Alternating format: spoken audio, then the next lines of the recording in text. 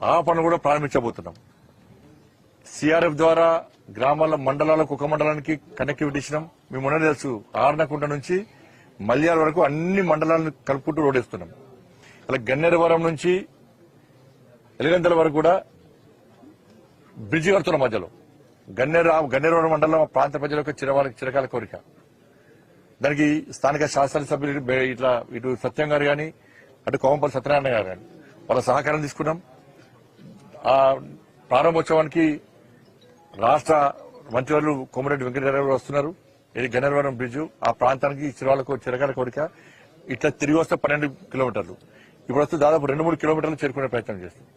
Bridge కడుతున్నాం మనం. కాబట్టి కరీంనగర్ పార్లమెంట్ సిఆర్ఎఫ్ ఫండ్స్ కానీ, ఎన్ఆర్జీఎస్ ఫండ్స్ కానీ, గ్రామీణ సడక్ యోజన కానీ, నేషనల్ హైవేస్ కానీ, నగరాల స్మార్ట్ సిటీ కానీ, ఇట్లా అనేక రకాల కేంద్ర ప్రభుత్వం నుంచి నిధులు తీసుకొచ్చి కరీంనగర్ పార్లమెంట్ ను అభివృద్ధి చేసే ప్రయత్నం చేస్తున్నాం. రాబోయే రోజుల్లో ఇంకా నిధులు తీసుకొస్తాం, ఇంకా అభివృద్ధి చేస్తాం. కరీంనగర్ కార్పొరేషన్ ఈ 37 డివిజన్ సంబంధించి ఇక్కడ బీజేపీ గెలవదన్నారు. బీజేపీ గెలుచుడు చాలా ఇంపాసిబుల్ అన్నారు. ఇది కళ్ళలో కూడా జరగదని చెప్పన్నారు. అటువంటి పరిస్థితుల్లో ఈ డివిజన్ లో కార్పొరేటర్ గా చంద్రని గెలిపించారు. చంద్ర ఇలియాస్ టింకు గెలిపించిన తర్వాత ప్రజలు ఏ నమ్మకం, ఏ విశ్వాసంతో ఇవాళ భారతీయ జనతా పార్టీని గెలిపించారో, కాశాభ్యాన్ని రేపటి ఆడించారో, ఈ ప్రాంతాన్ని ఇంకా సుందరంగా తీర్చిదిద్దుతాం. ఇక్కడ ప్రజల యొక్క సమస్యలు లేకుండా సమస్యలు లేని డివిజన్ గా ఈ ప్రాంతాన్ని తీర్చిదిద్ది ప్రత్యేకంగా నిధులు కేటాయించి ఈ ప్రాంతాన్ని అభివృద్ధి చేస్తామని చెప్పి ఈ సందర్భంగా తెలియజేస్తున్నాం.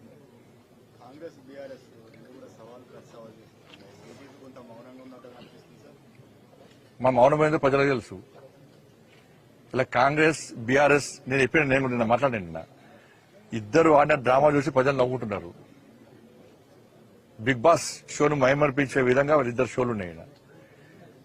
వీళ్ళు అవినీతి పరులని వాళ్ళు అంటున్నారు, వాళ్ళ అవినీతి పరులని వీళ్ళు అంటున్నారు. వీళ్ళు వాళ్ళ గురించి వాళ్ళ గురించి ప్రూవ్ చేస్తున్నారు, వాళ్ళు వీళ్ళ మీద ఆధారంగా ప్రూవ్ చేయలేకపోతున్నారు. ఇలా బీఆర్ఎస్ పార్టీలో పోటీ, ఒక నాయకుడు వచ్చి మీడియా గ్రౌండ్ అయినా ఇంకో నాయకుడు వెళ్ళండి. వల్ల కాంగ్రెస్ పార్టీలో కూడా పోటీ, టీవీలలో కవరేజ్ కోసం, మీడియా కవరేజ్ కోసం వీళ్ళు పడ్డటువంటి తంటాలు అంతా ఇంత కావు. ప్రజలు వీళ్ళ డ్రామాలు చూసి నవ్వుకున్నారు తప్ప శభాష్ అని ఈ పార్టీని ఆ పార్టీని అన్నది అక్కడ. ఎందుకంటే రెండు అవినీతి పార్టీలే, వాళ్ళ బండారం వాళ్ళే బయటపెట్టుకుంటారు. మీరు అవినీతి పరులు అంటే మీరు అవినీతి పరులు, మీరు అవినీతి పరులు. దీని ద్వారా ప్రజలకు స్పష్టమైంది ఏంది, ఈ రెండు కూడా అవినీతి పార్టీలే.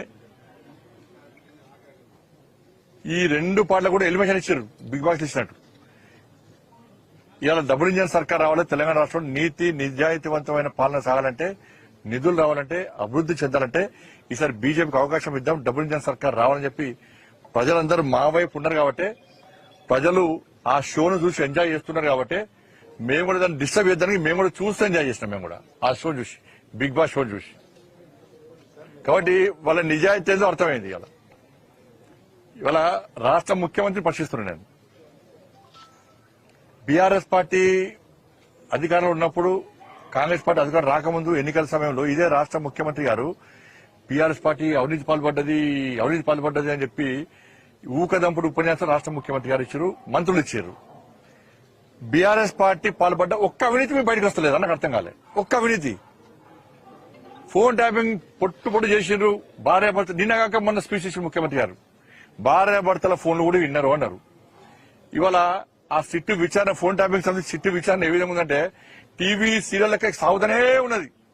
100 మందిని 1000 మందిని పిలుస్తున్నారు, విచారణ అంటున్నారు, టీవీలలో వస్తున్నది. మీరు విచారణ గిన్ని రోజుల నుంచి విచారణ చేసి గిన్ని 100 మందిని పిలిచి మీరు సాధించింది ఏంటి? ఇంకెన్ని రోజులు విచారణ సాగిస్తారు? ఇది ఎన్ని రోజులు విచారణ సాగిస్తారు? ఇంట్లో జరిగిన విచారణలో ఏం బయటపడ్డది? అప్పుడున్నటువంటి కాంగ్రెస్ పార్టీ, బీఆర్ఎస్ పార్టీ ఎమ్మెల్యేలు, అప్పుడున్న బీఆర్ఎస్ పార్టీ ఎమ్మెల్యేలు కూడా కేసీఆర్ కలిసి ఒప్పించి, సార్ నా ఏరియాలో ఫలానా నాయకుడు నన్ను ఇబ్బంది పెడుతున్నాడు, ఆయన కూడా ఫోన్ మనం వినాలని చెప్తే ఆ వ్యక్తులు ఫోన్ ట్యాపింగ్ జరిగింది. ఎమ్మెల్యేలు కూడా ఫోన్ ట్యాపింగ్ పాల్పడ్డారు, బీఆర్ఎస్ పార్టీ ఎమ్మెల్యేలు. ఇంత తతంగం జరిగింది. ముఖ్యమంత్రి గారే ఫోన్ ట్యాపింగ్ జరిగింది అంటున్నారు, ఆయన ఫోనే విన్నారంటున్నారు. మరి అటువంటి ముఖ్యమంత్రి గారు ఈ ఫోన్ ట్యాపింగ్ విషయంలో ఎందుకు శ్రద్ధ వహిస్తలేరు? ఇంకా ఎన్ని వేల మందిని పిలుస్తారు? ఎన్ని రోజులు ఈ సీరియల్ కొనసాగిస్తారు? దీని సమాప్తం ఎప్పుడు? మీరు ఎప్పుడు కేసులు బుక్ చేస్తారు, ఎప్పుడు ఛార్జ్ షీట్ చేస్తారు, ఎప్పుడు నిందితులను అరెస్ట్ చేస్తారు? ఛార్జ్ షీట్ వేస్తారా యారా? అసలు ముఖ్యమంత్రి గారు చెప్పాలి, ఫోన్ ట్యాపింగ్ విషయంలో మీరు వేసిన సిట్టు దానికి నిబద్ధత ఉందా? ఫస్ట్ అధికారులు మంచోళ్లే, కానీ అధికారులు ఫ్రీడమ్ ఇస్తలేరు. రాష్ట్ర ముఖ్యమంత్రి గారి ఆదేశం ఏంటంటే దీనికి ఇట్నే చెప్తూనే ఉండరు. ఇక ఛార్జ్ షీట్ లేదు, ఎంక్వైరీ లేదు, ఏం లేదు, టైం పాస్ పాలిటిక్స్ అని కూడా. దాని మీద రాష్ట్ర ముఖ్యమంత్రి స్పందించాలి. ఇలా ఇద్దరి మధ్యలో match fixing. Bharatiya Janata party strength అవుతున్నది. నితిన్ నబీన్ గారు తెలంగాణ రాష్ట్రంలో పయనించిన తర్వాత పార్టీ కార్యకర్తల లోపల ఇంకా జోష్ వచ్చింది. కార్యకర్తల సమావేశాలు పూర్తిసార్లు సక్సెస్ అయినాయి రామచంద్ర గారి నేతృత్వంలో. కాబట్టి భారతీయ జనతా పార్టీ చాప కింద నీళ్ళ బయటకు పైకి వస్తున్నది. కాబట్టి భారతీయ జనతా పార్టీ రానియొద్దని చెప్పి ఈ రెండు పార్టీలు కుమ్మక్కై ఈ డ్రామాలు ఆడుతున్నారు. మీ డ్రామాలను ప్రజలు గమనించారు, గుర్తించారు. మీ డ్రామాలు ఇక సాగని విషయాన్ని గుర్తించుకోవాలి. సీఎం గారు కూడా నితిన్ నబీన్ పర్యటన పైన కొన్ని కామెంట్లు చేశారు. మంత్రులు కూడా కామెంట్లు చేస్తూ బీజేపీ అధికారంలోకి రావడం కళా తెలంగాణలో పెద్ద పెద్ద ఆశలు ఉన్నాయని చెప్పేసి కొన్ని కామెంట్ చేస్తారు. కాంగ్రెస్ పార్టీ దుబ్బాకలో డిపాజిట్ రాలే. కాంగ్రెస్ పార్టీకి దుబ్బాక ఎన్నికలు ఉప ఎన్నికల్లో డిపాజిట్ రాలే. హుజాబాద్ ఉప ఎన్నికల్లో డిపాజిట్ రాలే కాంగ్రెస్ పార్టీకి. మునుగోడు ఎన్నికల్లో ఉప ఎన్నికల్లో కాంగ్రెస్ పార్టీ డిపాజిట్ రాలే. హైదరాబాద్ లో 2 గెలిచింది. కరీంనగర్ గత కార్పొరేషన్ ఒక్కటి గెలవలే. వరంగల్ గత కార్పొరేషన్ ఒక్కటి గెలవలే. మీకు క్యాడర్ లేదు, గెలిచే కెపాసిటీ లేదు. అధికారికి వచ్చిన లేదా? కానీ మీడకి హవాలా రా. మేము కాంగ్రెస్ పార్టీ మీద ప్రజా సమస్యల యుద్దం కొనసాగించి ప్రజల మెప్పు పొంది ప్రజల ఆశీర్వాదంతో మేము వస్తాం అధికారంలోకి. సార్, ఇంకొకటి అర్బన్ ఛాలెంజ్ ఫండ్ అని చెప్పేసి మీరు తీసుకొని వచ్చామని చెప్పి మీరు చెప్తున్నారు. 800 కోట్లు సుమారు. మంత్రి పొన్నం ప్రభాకర్ మాట్లాడుతూ అర్బన్ ఛాలెంజ్ ఫండ్ కేంద్రం ఇచ్చింది ఎక్కడిది? 50% బ్యాంకు లోను, 25% రాష్ట్రం ఇస్తుంది, 20% కేంద్రం ఇస్తుంది. ఆ 50% లోన్ కూడా మేమే గ్యారెంటీ ఇవ్వాలి. అది కేంద్రం నిధులు ఎట్లయితే అని చెప్పి ప్రశ్నించింది. దానివల్ల అవగాహన అయితే నిదర్శనం అది. అర్బన్ రాష్ట్ర ప్రభుత్వం ఎందుకెళ్ళే? అర్బన్ ఛాలెంజ్ ఫండ్ దేశంలో కేవలం 17 ప్రాజెక్టులే. పునః ప్రోగ్రాం అర్థం చేసుకోవాలి. ఇది దేశంలో కేవలం 17 ప్రాజెక్టులే. ఈ 17 ప్రాజెక్టులలో కేవలం వరంగల్ మాత్రమే రాష్ట్ర ప్రభుత్వం ప్రతిపాదన పంపింది. 2 సంవత్సరాల క్రితం రాష్ట్ర ముఖ్యమంత్రి గారు ప్రారంభోత్సవాలు చేసిన ఏడా వరంగల్లో. మేము కరీంనగర్లో గెలిచిన తర్వాత ఈ అర్బన్ ఛాలెంజ్ ఫండ్ కింద కరీంనగర్ ను యాడ్ చేసినాం. 2 సంవత్సరాల తర్వాత యాడ్ చేసినాం. దాన్ని గుర్తించాలి. 840 కోట్ల రూపాయలు అర్బన్ ఛాలెంజ్ ఫండ్ కింద. మరి ఈ ప్రభుత్వం ఎందుకు ఇస్తలేదు?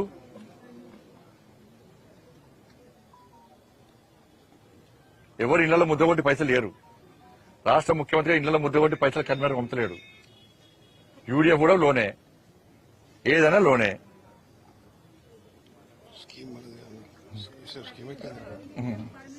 దానికి అర్బన్ ఛాలెంజ్ ఫండ్ అంటే ఆ స్కీమే కేంద్ర ప్రభుత్వం అంది.